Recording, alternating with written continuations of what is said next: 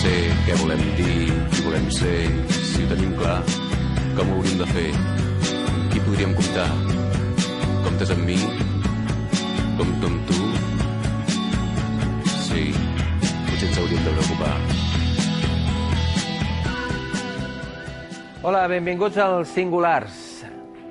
Avui no els parlarem de crisi. La setmana passada va ser portada a tot el món l'obtenció per clonació de cèl·lules mare embrionàries de persones. El treball fet per un grup de científics de l'Oregon Health and Science University és el primer èxit en humans de la mateixa tècnica que es va fer servir en l'ovella d'oli. Entre els firmants d'aquest avenç científic i article de l'any, que va aparèixer en la revista Cell, hi ha la investigadora valenciana Núria Martí. Martí, avui a la Universitat d'Oregon, havia estat víctima d'un ERO que hi va haver al Centre d'Investigació Príncep Felip de València el mes de novembre del 2011.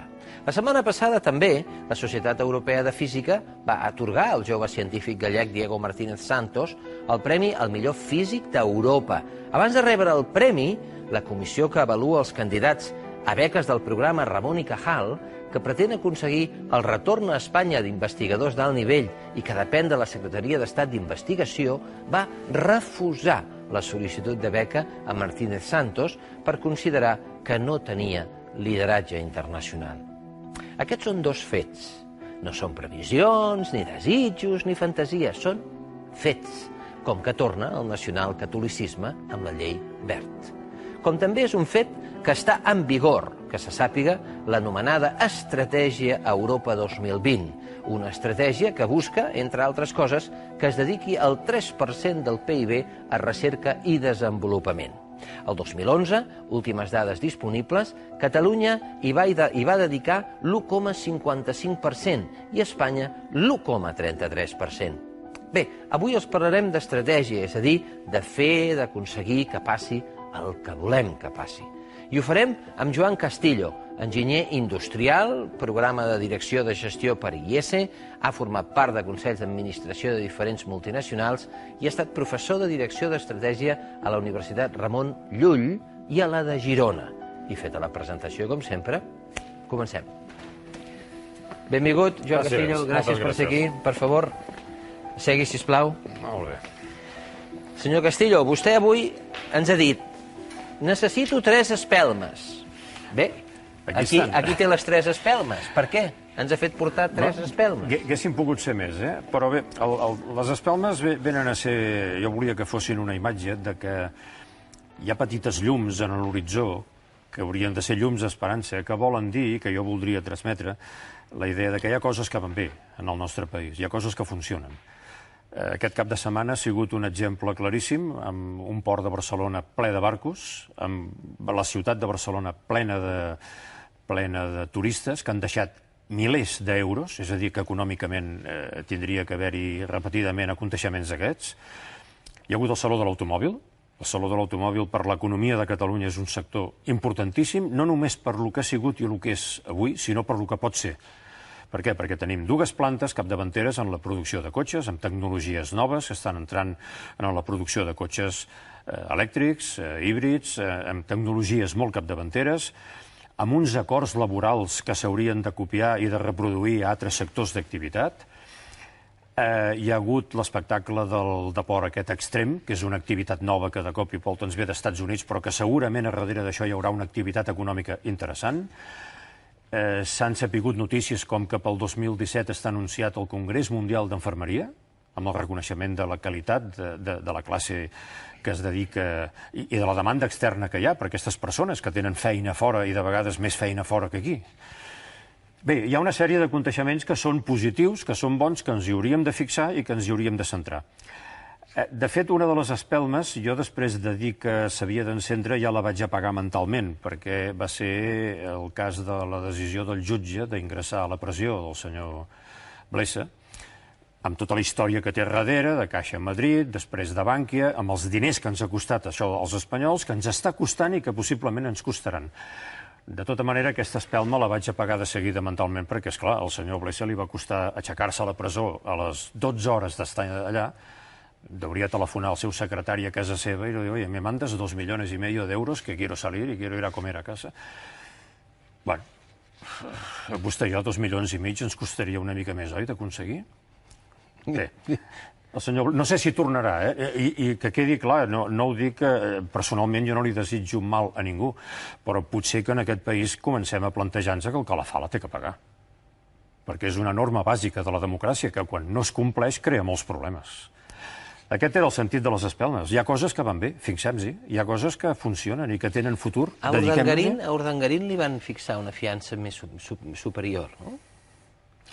No ho sé. Ara no ho recordo, però jo crec que sí, que és una fiança que era més de 2 milions, segur. Bueno, deuria entregar la vivenda, deuria entregar el que tingui, no ho sé. Sí. Bueno, la deu haver depositat, no, la fiança? Sí. Bé, no, és que feia comparacions amb fiances perquè una gestió com la de Blesa a Caja Madrid, on hi ha... Perdoni, però econòmicament no té color, No té color. És molt més bèstia, lo de Caixa Madrid. Exacte, per això ho deia. Perdó, molt més bèstia, vull dir, el volum de diners i el forat dels diners no té comparació, Però bueno, escolti, el que la fa la paga, això hauria de ser... La gent té que ser responsable. Un dels pilars de la democràcia és la responsabilitat de l'individu. Jo puc fer el que vulgui, mentre no l'afecti a vostè. Quan jo afecti els seus drets, jo tinc que ser responsable del que jo faig, o no? I l'altra espelma? No, ja posats a posar espelmes, si volen posem més, perquè hi ha més coses que van bé. No, digui. No, ja l'he dit, els creuers, l'automòbil, el congrés, l'Àlex Extrem, ara comença Construmat. Jo sap que hi ha una sèrie d'empreses internacionals, companyies mundials que estan interessades en convertir Construmat d'aquí de Barcelona en una borsa de contractació, perquè hi ha obres molt importants a tot el món. Això té una contrapartida bona des del punt de vista estratègic. El nostre mercat és el món. Ja no és Espanya. Una altra espelma. Gran notícia. Si ho sabem aprofitar. I veig que també ens ha portat un llibre que diu El poder de la estupidez. Sí, senyor. Per què? Bueno, perquè, com va dir Einstein, el concepte més semblant al de l'infinit és el de l'estupidez. És a dir, l'infinit és una cosa inabarcable. L'estupidez humana també. La persona estúpida és la que fa mal als altres sense treure'n profit ell. D'acord? Que és una forma d'anar per la vida més aviat tonta, no? Jo vaig fent mal i jo no en trec benefici. Llavors, el poder de l'estupidez, i aquest senyor que va fer el llibre, el que ve a definir és aviso per a navegantes, hi ha molts més estúpids dels que semblen, són molt més perillosos dels que semblen, fan més mal del que sembla. Bé, tinguem-ho present. I aprofito per fer una comparació perquè la gent no es confongui. Tenim un exemple proper però que no és igual. El senyor Mourinho, que ja se sap ara com ha acabat tota aquesta història, no és estúpid. És una persona tòxica. És a dir, una persona que va creant problemes al voltant d'ell. D'acord? Però no és estúpid. Perquè ha fet mal al Madrid, al futbol, als jugadors, però ell n'ha tret profit, molts diners. Per tant, no és estúpid, és tòxic. Senyor Castillo, nosaltres l'hem convidat perquè, a més d'explicar-nos les coses que van bé, que jo sàpiga hi ha una estratègia, una agenda en vigor de la Comissió Europea que es diu Europa 2020. Sí.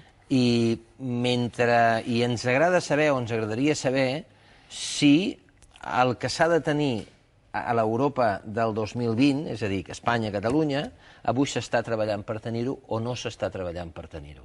Senyor Castillo, abans de passar a la pantalla i parlar de Catalunya 2020 i mentrestant, em defineix què és estratègia?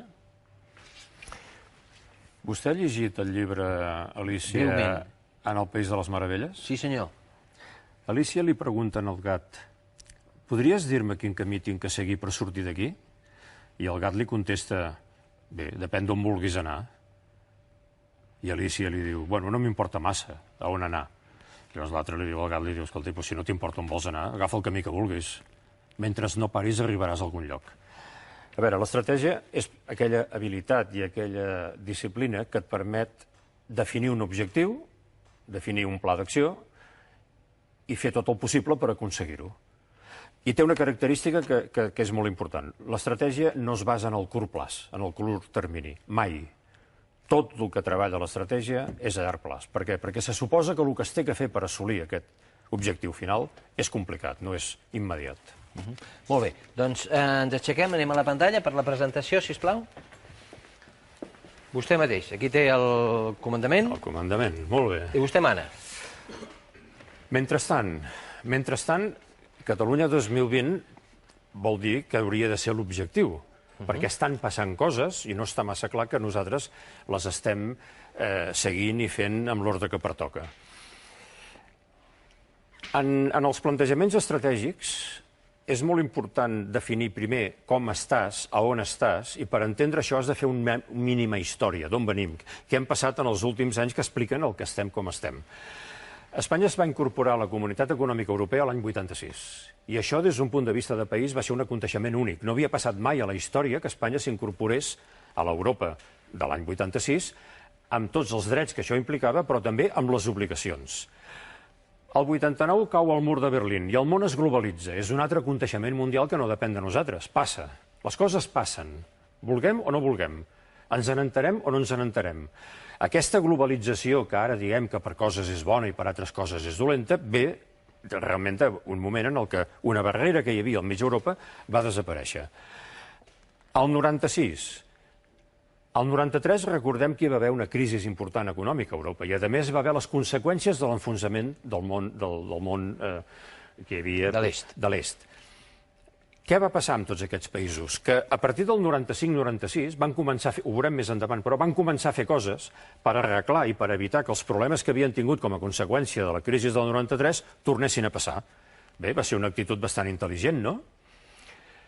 2001, entrem a l'euro. Dels països del nord d'Europa, eh? Del nord d'Europa. Fixem-se que hi ha dos aconteixements importants per a Espanya. Un, que entrem a Europa, i l'altre, que adoptem l'euro, la moneda única. Sí, sí. Aquestes dues coses impliquen ja una pèrdua de sobirania com a país. I tampoc ho vam entendre, això, en el seu moment. Jo crec que no ho va pensar ningú. Renunciem a la pesseta, ja no podrem devaluar la pesseta, tindrem una sèrie d'avantatges que ens vindran de l'euro importants, però tindrem coses que no podrem fer i haurem de fer-ne d'altres. Bé, hi va haver una palmeria que es va dedicar a impedir que qualsevol veu crítica pogués emergir. Bueno, perquè amb aquest tipus de... Jo en recordo una de crítica pel que fa a l'euro. Sala i Martín. Bé. No deuria encertar el color de l'americana aquell dia. No. Ell justament és una de les poques veus crítiques que hi va haver com a catedràtic d'Economia que és, dient que l'entrada de l'euro per Espanya era un error. Bé, ell segurament entenia i preveia aquesta pèrdua d'autonomia, aquesta pèrdua de sobirania que implica el tindre una moneda pròpia amb la que fas el que vols. Ara bé, si jo poso aquest inconvenient aquí i poso l'avantatge aquí dels milions d'euros que han entrat a Espanya com a conseqüència d'estar a l'euro i com a conseqüència d'haver entrat a la Comunitat Econòmica Europea, no té color, A veure, això sempre és un problema d'equilibris. Qualsevol acció té coses bones i coses dolentes. Què domina? En aquest cas jo tinc que dir quants diners han entrat a Espanya des que Espanya va entrar a la Comunitat Econòmica Europea? Quants milions d'euros han entrat amb els que després veurem que s'ha fet el que s'ha fet? No ho sé, ningú pot dir-ho. 150.000, 200.000 milions d'euros d'ajudes a l'agricultura, a la indústria, a la formació, al treball. És a dir, això no hauria passat si no haguéssim entrat a la Comunitat Econòmica Europea i a l'euro. Ara hem perdut sobirania, evident. 2005. Els països nòrdics estaven ja fent reformes estructurals. Les havien començat abans. Però a Espanya ja hi havia molts informes, començant pel Banc d'Espanya, que estava dient que la situació i la bombolla immobiliària es feia insostenible. Una altra cosa és que es fessin informes i ningú en fes cas, que és el que va passar. Però hi havia molts economistes en els que es feia callar. I des d'un punt de vista estratègic, jo havia dit personalment que anàvem de cara al desastre i a mi se'm feia callar. No tocava dir això. I després va passar el que va passar. El 2007 hi ha el gran espatec als Estats Units i el 2010, no per voluntat pròpia, sinó perquè el senyor Zapatero el telefonen des d'Alemanya, el 10 de maig del 2010 li diuen el que té que fer i l'11 de maig del 2010 el Congrés dels Diputats fa aquell anunci que va sorprendre a tothom. Pèrdua quasi total de la sobirania espanyola. Des d'aquell moment Espanya està fent el que li diuen des d'Europa. D'acord? Escolti, és així, no és ni bo ni dolent. Com que el senyor Rajoy, per pagar les nòmines a final de mes, té que anar a buscar diners a Alemanya, i com que els diners, els 4 milions d'euros que devem en conjunt, sector privat, indústria, comunitats autònomes, ajuntaments... Famílies... Com que els tenim que tornar, vostè creu que amb aquestes condicions hi ha sobirania? Qui mana aquí? En el que li tens que demanar diners perquè te segueixes gastant més del que tens i tens que tornar els que deus i tens que pagar els interessos. Qui mana en aquest joc? La Moncloa pot dir el que vulgui. Però siguem una mica sensats, no? Bé, veurem que fins al 2013 hem seguit fent disbarats. Alguna cosa la teníem que haver fet, però no hem fet moltes altres coses de les que tindríem que fer. I què passa el 2020? Miri, Europa té molts problemes. Europa està en construcció i Europa va cremant etapes. De tota manera, Europa està molt millor del que havia estat mai a la història. I si mirem el segle passat, 60 milions de morts amb 2 guerres mundials, no? I de moment anem aguantant i no ens matem uns uns altres. Però Europa té una agenda. I aquesta agenda és dir, escolta, el 2000... hi ha un document, aquest document està penjat a internet, es pot veure en anglès, en espanyol i amb el que vulguis. I aquest document diu principis bàsics i indicadors que volem establir i que tots els països de la Unió Europea compleixen, de manera que el 2020 hi hagi una certa homogeneïtat entre els components de l'Europa. Perquè, esclar, les coses han d'estar equilibrades. Això en tornarem a parlar quan parlem dels desequilibris d'Espanya. Espanya no funciona perquè té uns desequilibris que no hi ha per on agafar-los, però ells volen evitar-ho. Llavors, què han fet? Han publicat un document, han fixat 6 indicadors, que els veurem més endavant, i aquests indicadors són tan senzills com dir l'atur serà inferior al 10%. Escolti, si a mi Europa em diu que l'atur té que ser inferior al 10% i tinc el 24%, què hem de fer? Sí, no ens n'entenem? El 24? El 27? Catalunya. Ah, perdó, 24. 24, 25, tampoc hi ha tanta diferència, una mica menys que Espanya, però bueno, també és dramàtic el 24. També, no. Bueno, o sigui, 900.000. Bueno, aquí tornem a entrar en un problema que tenim aquí a Espanya, l'EPA 900.000, l'altre 600.000, bueno, en fi, és un dels problemes que tenim. Deu ser una mala base matemàtica, no? Això dels números, ens semblem que podem jugar amb els números i no podem jugar amb els números. 900.000 persones que no tenen feina, tenen problemes, ho passen malament, costen diners, són drames individuals, etc. Bé, per què el 2020? Perquè amb els plantejaments estratègics, i ho he dit abans, fa falta temps per assolir els objectius. La setmana que ve, no, escolti, la setmana que ve no haurà canviat. Home, podríem fer coses, també les direm més tard. Deixar de dir tonteries, per exemple, no? Deixar de dir bestieses, intentar identificar coses importants i no anecdòtiques. Bé, aquest és un document viu. Europa el manté, Europa el té publicat, el té adaptat a tots els països de la Unió Europea. És a dir, hi ha una pàgina que diu Espanya, indicadors avui, indicadors al 2020. Aquest és el camí que té que fer. Amb coses molt senzilles, torno a dir-ho, l'atur, la tassa d'activitat, la inversió, ho ha dit vostè abans, amb I+D, la pobresa, la contaminació. Hi ha una sèrie, pots, jo crec que són 6 o 8 indicadors, no són més, perquè amb estratègia no pots fer-ne 25 o 50 o 200 indicadors. Han de ser poques coses importants i controlables. Deixi'm dir una cosa. Sydney, li sona Sydney, Austràlia? Està treballant amb el Pla Estratègic 2030. El port de Barcelona, que aquest cap de setmana estava ple de barcos, el Pla Estratègic el va començar fa 20 anys. D'acord? Com estaria el port si no s'hagués fet aquell pla estratègic? No ho sé, però no estaria com avui. D'acord? Aquest és una mica el sentit de l'estratègia. El que dèiem d'Alícia, a on vull anar? Si jo no sé on vull anar, puc anar a parar a qualsevol lloc, no? Bé, dit tot això, anem a veure. El que té més em sembla que és França, que té un 10, parlo de memòria, 10 o 11, i l'últim és Àustria amb un 5. D'atur! Clar, jo deia, bueno, si aquí tenim el 24 i hi ha uns països que tenen el 5, el 6, el 7, el 8, el 9 i el 10, a mi se m'acut una cosa per fer, no? Aquests senyors de la Moncloa, que se'n vagin a Àustria, que se'n vagin a Alemanya, que se'n vagin a Holanda, a Luxemburg, que vagin a aquests països i que vegin el que estan fent aquests països. Un austríac és més llest que un català? O que un espanyol. O que un espanyol? Sabem copiar? D'acord, no sabem innovar, això puc acceptar-ho. Sabem copiar o tampoc sabem copiar? És a dir, davant del 24, tenim veïns en aquest moment a Europa que tenen 5, 6, 7, 8, 9. Què estan fent i per què no ho estem fent nosaltres? Els indicadors fixi's que són ben senzills. Els indicadors de l'Europa del 2020. 10% d'atur. Estem aquí, hem d'anar fins aquí. Què fem? No, però què fem en sèrio, Parla de Catalunya, Sí, de tota manera, jo puc haver juntat xifres. Espanya és un 26, Catalunya és un 24... No, Catalunya no existeix per Europa, al tanto. Per Europa existeix Espanya. Per tant, tota la informació que hi ha a Europa, i referida no només en aquest document, que és l'Europa del 2020, sinó en general, la figura jurídica i política Sí, com ha estat. És Espanya. Lògic. Perdoni, una cosa. Fixi's que ells tenen una obsessió important en fer menció de l'activitat econòmica. No de l'atur, que és un problema i un concepte negatiu. No. Quin percentatge de la població és actiu i treballa? Ells volen que sigui el 75%, Per tant, estem parlant de dades d'Espanya, Sí. Les verdes són europees. D'acord, és això el que volia precisar. La comparació és... L'objectiu és Europa. Sí. D'acord? Fracàs escolar. En parlarem? Del senyor Wert i companyia? Vostè mateix? Sí. Home, és el primer problema que tenim. El sistema educatiu. Número 1, des d'un punt de vista estratègic. Ben al tanto, Ja veu vostè ara que l'estratègia de la religió funciona. No és un tema rellevant, el de la religió. Si em permet... Li demanen una nota?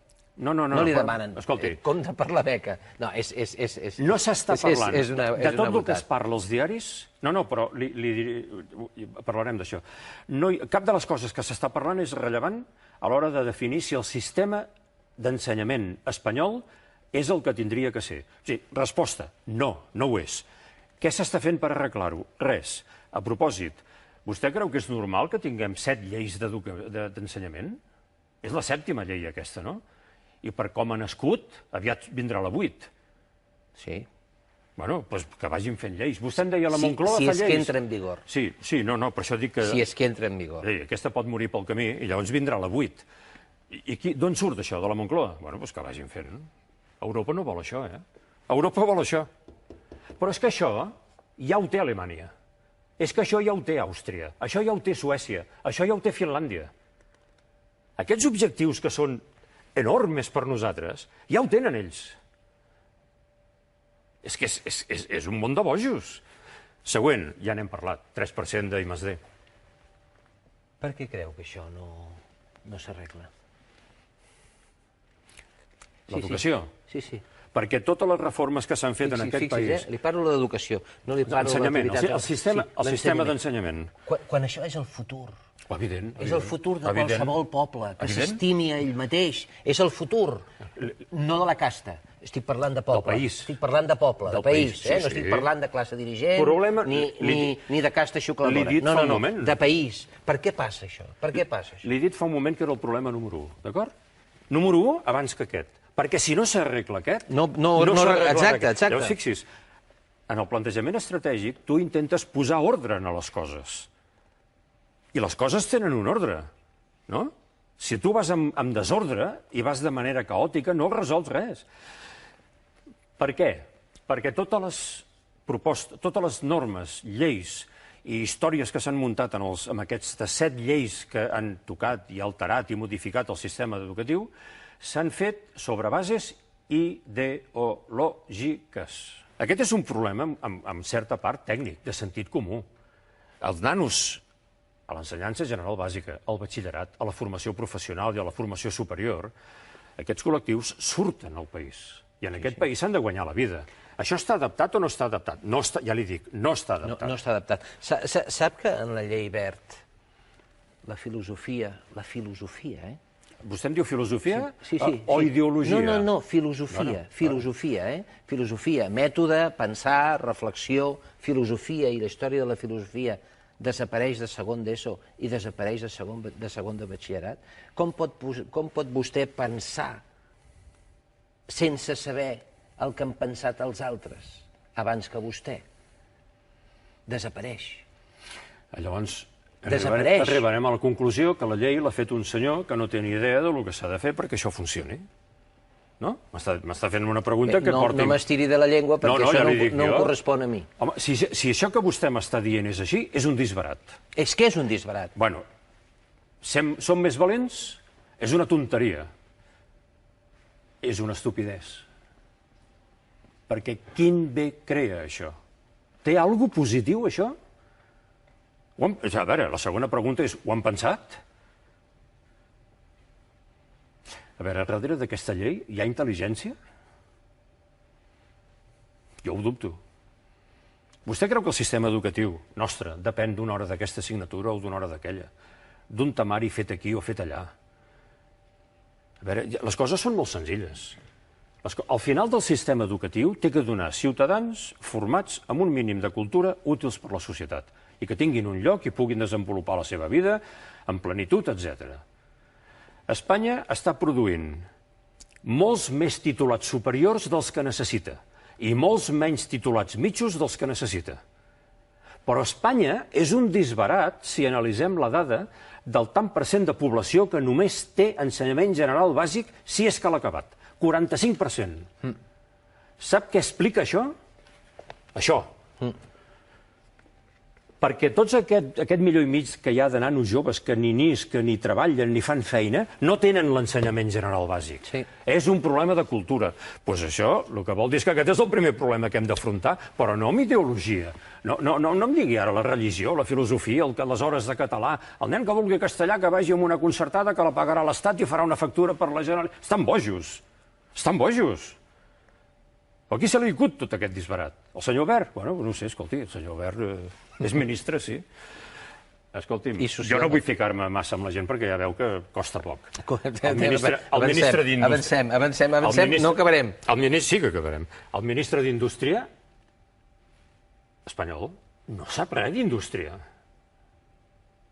I la ministra del no treball no ha fitxat mai. No, continuem o no acabarem. No continuem, això és el conte dels despropòsits. Sí, perquè jo al final li vull donar solucions per tot això. Exacte, però no arribarem a les solucions. Aquí no hi ha una xifra. El que hi ha és un informe ben fet en el que participa el senyor Sala Martín, en nom d'Espanya, que és el World Economic Competitiveness Report, que el que diu és que Espanya va a pitjor. És a dir, no és que estiguem malament perquè som els 35 o el 40, no sé, no me'n recordo, sinó és que anem una mica pitjor.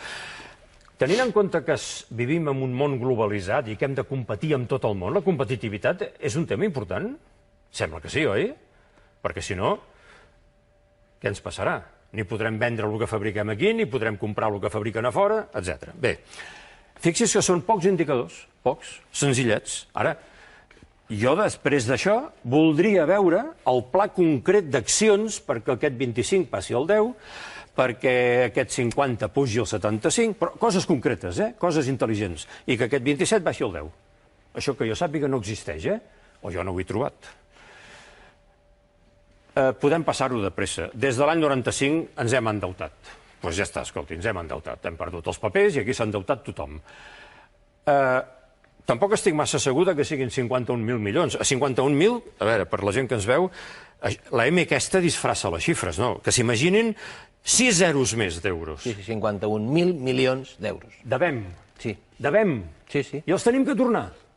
I seguim gastant...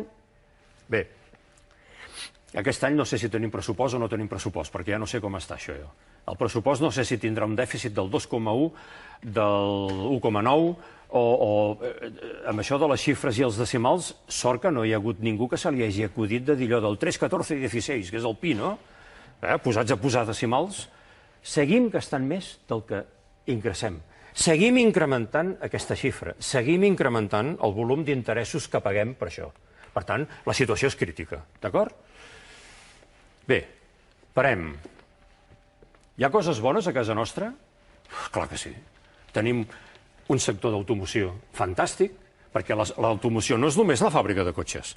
Són els proveïdors de primer nivell, els proveïdors de segon nivell, els serveis que tot això genera, i va a més. La química, sap el que hi ha a Tarragona? La biomedicina. Si estem sortint els papers a tot el món, el turisme i la gastronomia, si som capdavanters... Millor restaurant del món. Doncs què més volem? El que passa que en aquell restaurant hi poden entrar de 30 en 30 o de 40 en 40, no? Sí, no? Logística. Si mires el mapa, Catalunya està posada al nord d'Àfrica i al sud d'Europa. Catalunya hauria d'estar colonitzant econòmicament el nord d'Àfrica.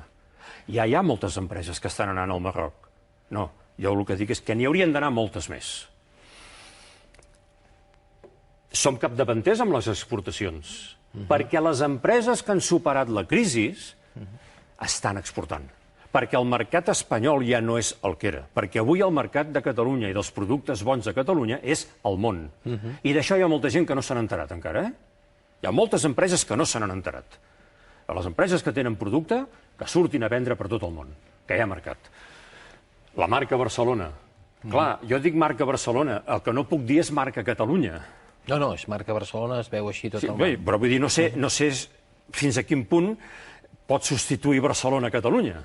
Perquè, és clar, la marca que té Barcelona és forta, En aquests moments, els experts diuen que és la marca que ven és Barcelona, no Catalunya. Clar, és la que és coneguda. En aquests moments. Evident.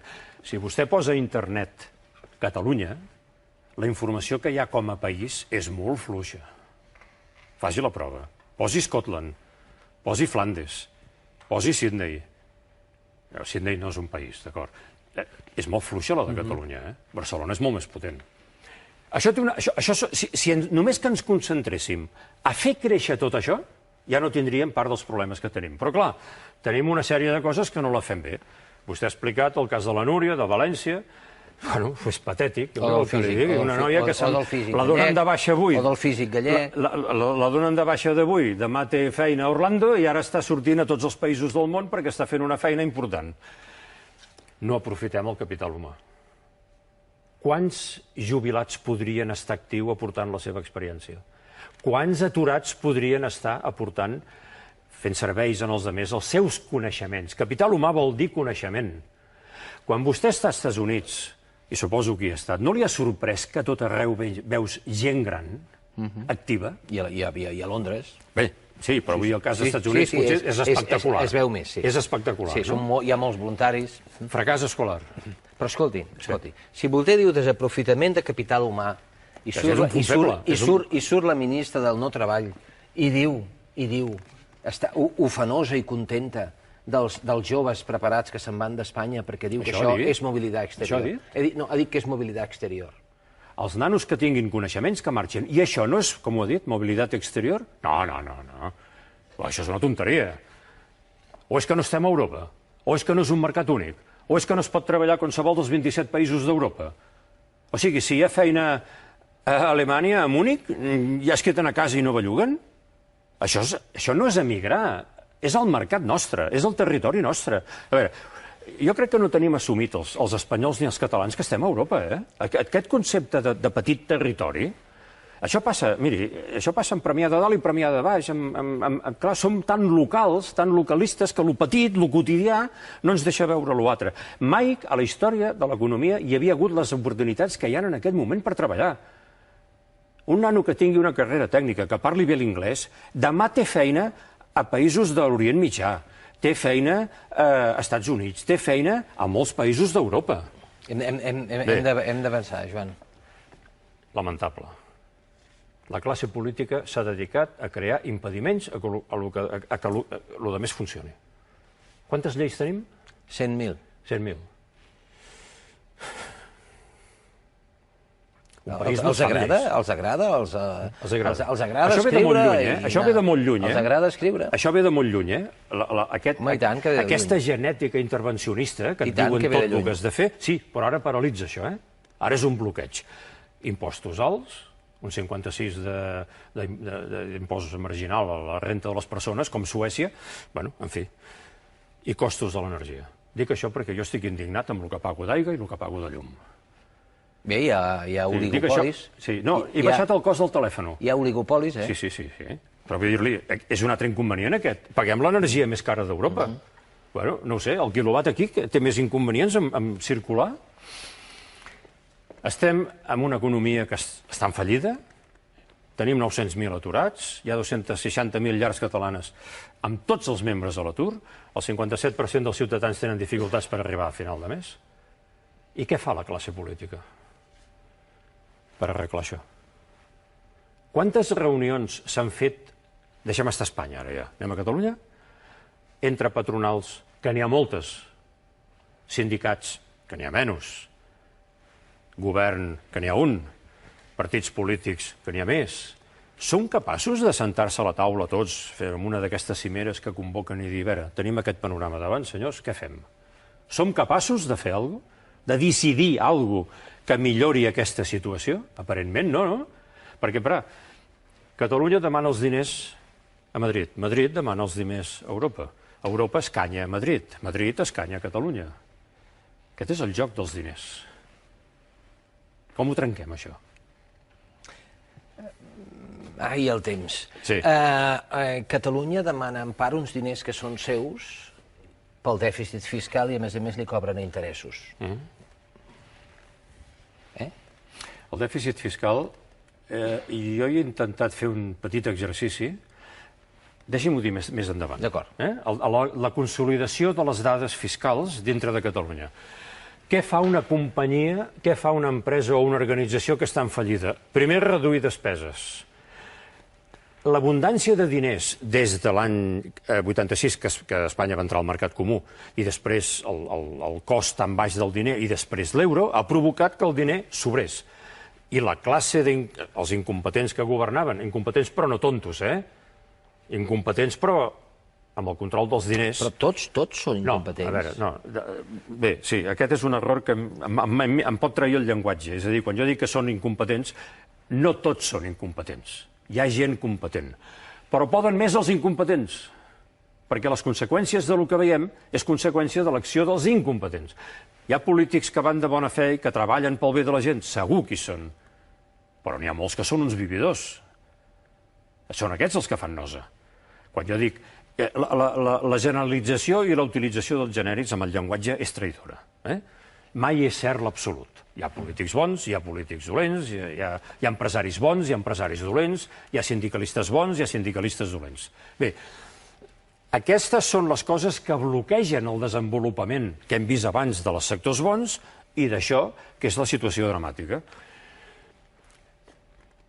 Què podem fer?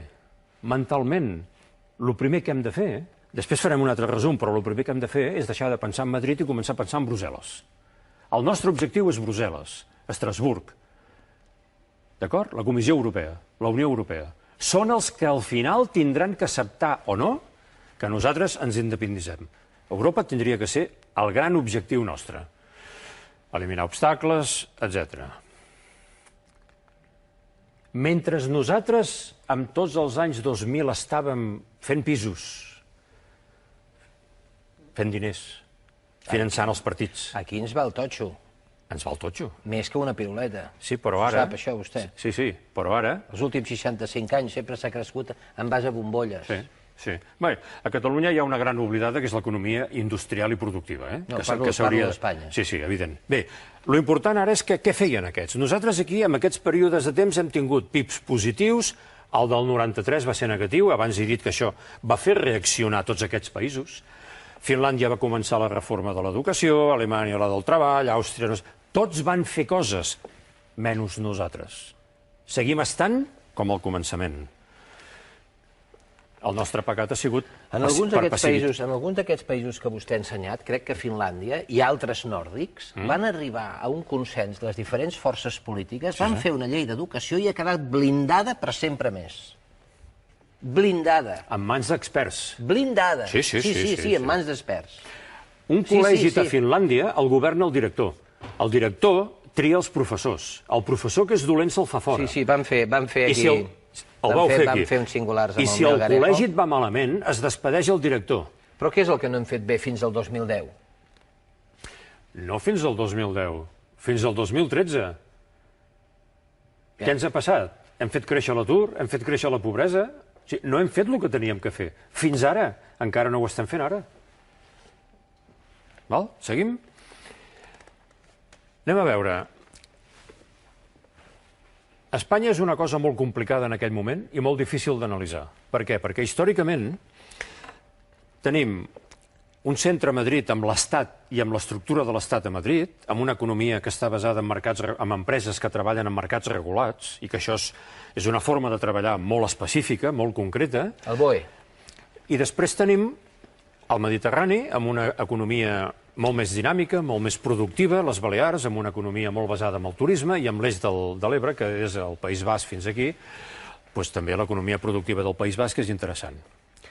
La veritat és que això el que reflecteix és que aquí hi ha dos mons completament diferents, amb mentalitats completament diferents, amb històries completament diferents. El de la tecnocràcia, que ha governat el país durant molts anys i que s'ha constituït amb una classe dominant que està defensant la seva situació i els seus privilegis, i l'està defensant contra una amenaça tremenda, que és que això marxi. Si fem números a Espanya, si fan números a Espanya sense això, no s'aguanta econòmicament. Extremadura té que callar. Haurà de despedir funcionaris, haurà de deixar de fer infraestructures, haurà de posar impostos. Tot això que diuen que estan fent també, ho estan fent perquè és una economia subvencionada, aquesta. El que passa és que si jo vull estudiar-ho tot de conjunt, al final l'anàlisi quin és? Espanya, central, 17 comunitats autònomes, cada una amb unes transferències operatives, cada una amb uns pactes econòmics diferents, perquè han sigut conseqüència de la subhasta de jo ara et votaré a tu, PP o PSOE, m'és igual, però tu em dones a canvi no sé què. I això fa una situació que en aquell moment dir quin és el sistema financer o el sistema per al que es financen les comunitats autònomes a Espanya? Ni idea. No és consolidable. Per això és tan difícil parlar de balances fiscals. I un comentari ràpid. A Catalunya es parla molt de balances fiscals. S'hauria de parlar també de balança comercial, perquè Catalunya ha tingut molts anys a la seva història que ha sigut la fàbrica d'Espanya i que la balança fiscal no ens preocupava, perquè la balança comercial era tan bona, era tan positiva, que no ens preocupava. Clar, ara resulta que Espanya és un mercat obert. Catalunya ja no té el mercat captiu d'Espanya. Catalunya té una oportunitat, vendre tot el món, que és el que estem fent. És el que estan fent les empreses que estan superant la crisi. Però aquí hi ha un xoc de mentalitats, hi ha un xoc de cultures. I qualsevol cosa que es diu aquí es viu com una amenaça. I la reacció és la que és, brutal. Si entenem això, potser anirem a Madrid a negociar d'una manera diferent, amb més astúcia o amb més estratègia. Un últim punt, per mi, importantíssim. Mireu, aquest gràfic el que intenta és explicar els diners o l'índex d'innovació, és a dir, l'esforç que fa cada país de la Unió Europea amb innovar, amb generar idees noves, negocis nous, productes nous, I+D, etc., i l'atur, que és el que hi ha aquí. El promig de tots aquests països és la línia aquesta blanca a punts, d'acord? Quins països hi ha aquí? Aquests països tenen poc atur, un 5%, i molt índex d'innovació, d'acord? Innoven molt, investiguen molt, generen moltes patents i tenen poc atur. Bé, nosaltres estem aquí, tenim un atur bèstia i innovem molt poc. Doncs miri, segon problema. El primer hem dit que era l'ensenyament, doncs el segon és aquest. I un últim comentari, a veure si sóc capaç d'explicar-me. Per què Espanya està tan desviada de la línia que marca el promig? Doncs perquè aquesta diferència que hi ha aquí, que són 2 milions d'aturats, són els milions d'aturats que tenim a Espanya, i a Catalunya a la part que ens toqui, quan tot va bé. Quan en l'any 2005 hi havia plena ocupació, a Espanya hi havia 2 milions d'aturats. Hi ha alguna cosa que no fem bé, eh? L'atur estructural. L'atur estructural. I que jo sàpiga no s'ha fet res per evitar-lo. Bé, som un país petit, tenim empreses de mida petita, però som capaços d'innovar i d'exportar i de millorar la competitivitat sempre que ens treguin els entrebancs que tenim per davant i sempre que l'individualisme que tenim ens el fem mirar. Perquè, esclar, Catalunya serà capaç, els partits polítics, de fer una candidatura única per anar a Europa l'any que ve? No. I volem ser independents? Què vol? Farem el ridícul a Europa, no? Aquests catalans venen 6 partits cada un pel seu compte? No venen junts? No estan negociant junts per la independència del seu país, del seu territori? Què pensarà un alemany? Què pensarà un alemany? Aquests del sud? Que fa sol a Tarragona. Fa sol, sí, clar. I a Salou. Home, això no és sèrio, eh? Potser la societat civil hauria de prendre cartes en l'assumpte. Escolti, no són capaços de fer un govern d'unitat per resoldre els problemes d'avui i no són capaços de presentar una candidatura única per anar a discutir amb Europa, que és la que ens té que dir que sí. Ni un govern de concentració. Bueno, Doncs aquests són els problemes que tenim, Canvi de paradigma. El món no esperarà ni ens esperarà. El món anirà canviant. Mai hi ha hagut tanta tecnologia disponible, tantes oportunitats, tant tot. La Unió Econòmica a Europa vindrà.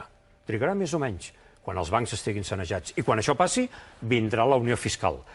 La pregunta del millor ara és si després de la Unió Fiscal Europa aconseguirà la Unió Política. Escolti, no en tinc ni idea. Sense la bancària i la fiscal no cal parlar-ne. Unió mental? A veure, anem a Catalunya, quedem-nos aquí. Tenim unió mental? Ho dèiem ara fa un moment. Hi ha un mínim de coses en les que tots estiguem d'acord i que ens uneixin a tots? Hi són? No hi són?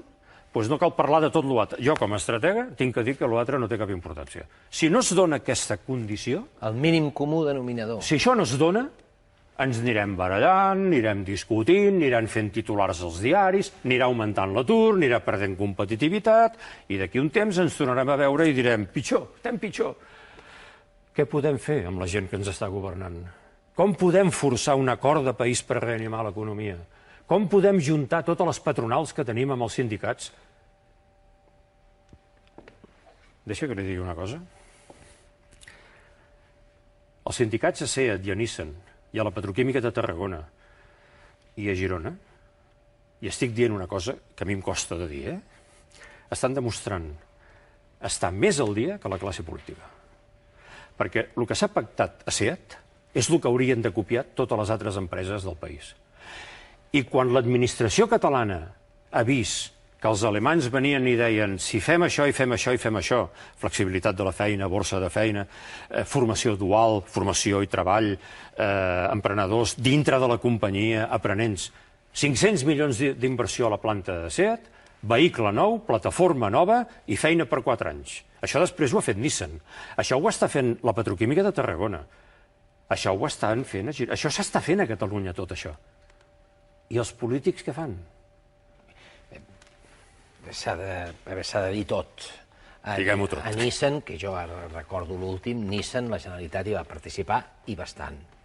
Sí. A fer possible l'acord. Sí, el que passa que jo intento dir... No recordo ara SEAT. No. Però sí que recordo Nissan. La Generalitat ha beneït els dos acords. Sí, absolutament d'acord. I en la negociació, la Generalitat segurament ha fet el que tenia que fer, que és negociar sense sortir al diari.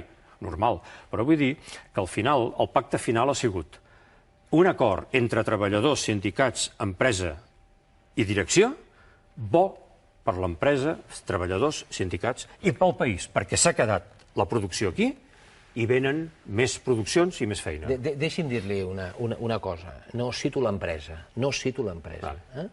però avui es pot trobar, o ahir es podia trobar, als diaris. Una empresa de mitjans que va acomiadar uns quants periodistes, bastants. El seu Consell d'Administració ha decidit premiar els seus directius amb 28 milions d'euros en accions. Els altres estan fora. A Suïssa no podrien fer-ho, això. Bé, és un disbarat. Un disbarat. I això ho permeten les lleis. Jo li dic, com que vostè demanava, amb tot el sentit del món, amb tot el sentit comú del món, unió... Clar. Unió. Resulta que quan hi ha... Resulta que en aquestes unions moltes vegades qui perd és el més feble. Que després, una vegada és al carrer i sense feina, ha de veure com els que l'han fet fora es reparteixen 28 milions en accions. Sí? Impresentable. No, impresentable, ja li dic. Però aquesta empresa, aquest grup o aquest el que sigui, va per mal camí. Ja ho pagarà això, ja s'ho trobarà. Les coses que es fan tenen conseqüències, immediates o a més llarg plaç. Una de les coses que s'haurien de fer en aquest país... Avancem, ara. Sí, però ja acabo amb això. Una de les coses que s'haurien de fer és no fer més EROs, no fer més expedients de regulació enviant la gent a casa. El que s'ha de fer és reducció de jornada, reducció d'activitat, però mantindre l'activitat de l'empresa, perquè ja sortirem de la crisi, ja en sortirem. Si quan en sortim ja no tenim empreses, què hem de fer? Crear una empresa nova costa molt aquí a Espanya. El doing business és dramàtic amb Espanya i Catalunya. 130 o 140 dies per muntar una empresa. Capital humà. Un país que perd i no aprofita o no utilitza el capital humà que té és un país que va per mal camí. Vulguem o no vulguem, vulguem o no vulguem, ens agradi o no, anem a favor o en contra, les coses passen. El món no ens espera, Europa no ens espera, no ens espera ningú. Si volem, ser-hi i serem. Però, honestament, tinc que dir-li que amb la meva experiència de 40 anys de treballar, o es fa un pla, o es munta un pla de veritat sensat, coherent, estratègic, per arribar a una fita assumible, o estem perduts. I deixi'm dir una cosa final. El país està en aquest moment realment embogit. El col·lectiu està que no hi toca. Jo diria que la primera cosa que s'ha de fer és parar. Parem-se, serenem-se, reflexionem sobre les coses, deixem de buscar el titular de cada dia, que això no porta enlloc, i comencem a parlar amb sensatesa de a on volem anar a parar. Gràcies, senyor Joan Castillo, per haver vingut als Singulars, i com sempre vostè sap que és l'any Espriu, i acomiadem, sempre que no hi hagi una actuació musical que ens ho fa impossible, el programa amb una frase del mestre Salvador Espriu. I la d'avui és aquesta. El silenci és la norma de prudència que ens convé més adoptar en aquesta tan aparatosa confusió. Salvador Espriu. Gràcies per la seva atenció.